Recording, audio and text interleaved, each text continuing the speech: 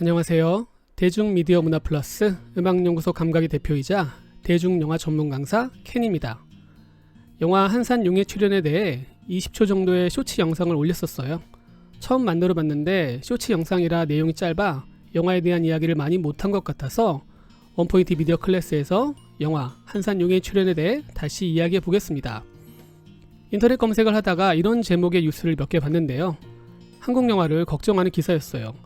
올여름에 개봉한 영화를 찾아보니 외계인, 한산, 비상선언, 헌트까지 성수기인 여름 대목에 개봉을 했지만 아직까지 천만 한국 영화가 된 영화가 없더라고요. 코로나 팬데믹 상황과 맞물려 아무래도 천만 명이라는 숫자는 쉽지 않아 보이고 OTT 플랫폼 시장의 성장도 영화관 관객 수에 영향을 주었겠죠.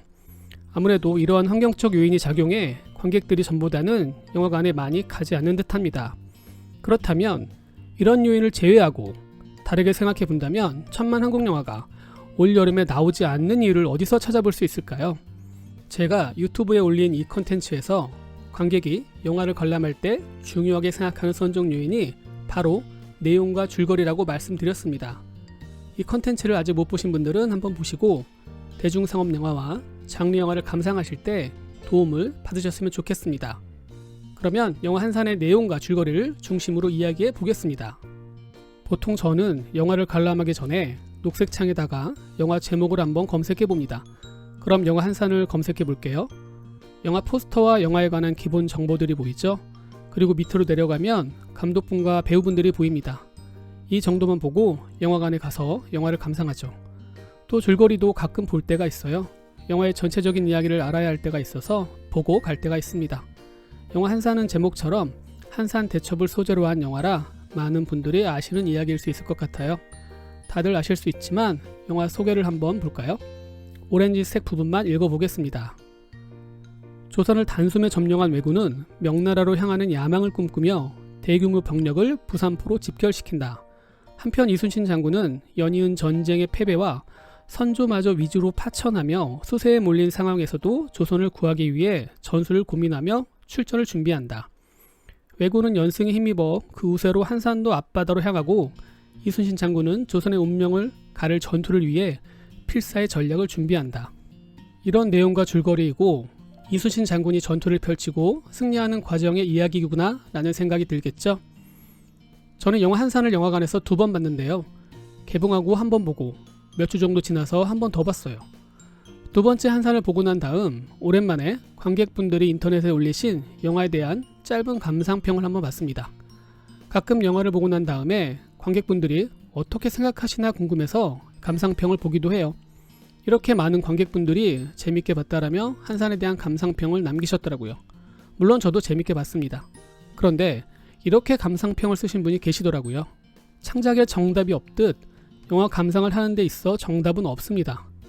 내가 영화를 봐서 재밌으면 재밌는 거고 내가 재미없으면 재미없는 거겠죠.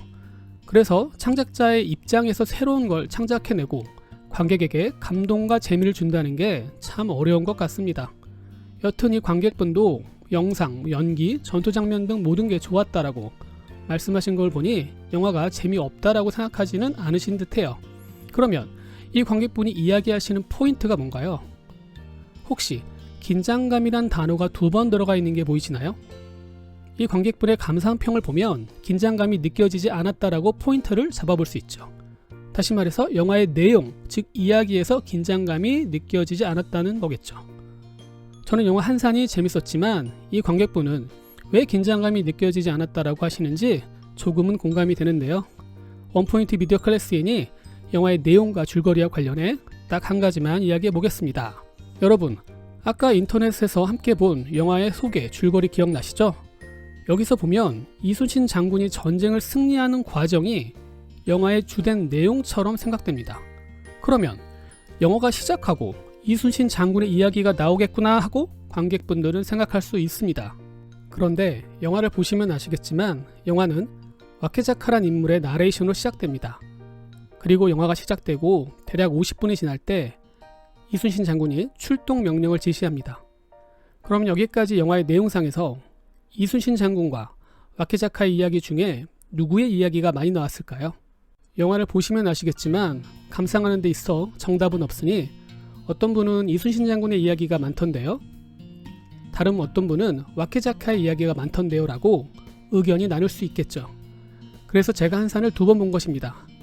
처음 영화를 본 감상과 2번째 영화를 본 감상이 같을까 해서요.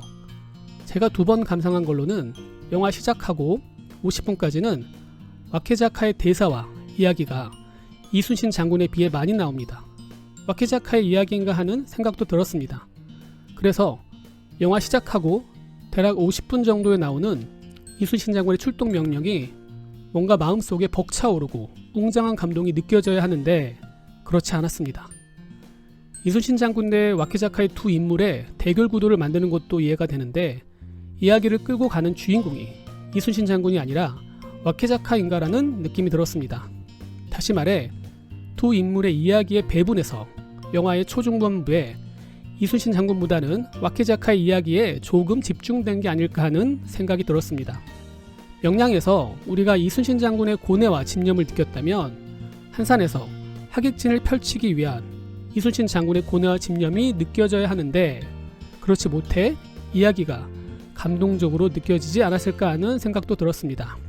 정리해보면 영화 초반부터 서서히 긴장감을 유발하며 이순신 장군의 전투 준비 과정 속에서 고집과 집념을 통해 클라이막스에서 하객진을 펼치며 승리하는 모습을 감동적으로 보여줬어야 하는데 그렇지 못했기 때문에 앞에 감상평을 남긴 관객분이 감정이입을 못하고 긴장감이 느껴지지 않았다라고 말씀하시는 게 아닐까 하는 생각이 듭니다.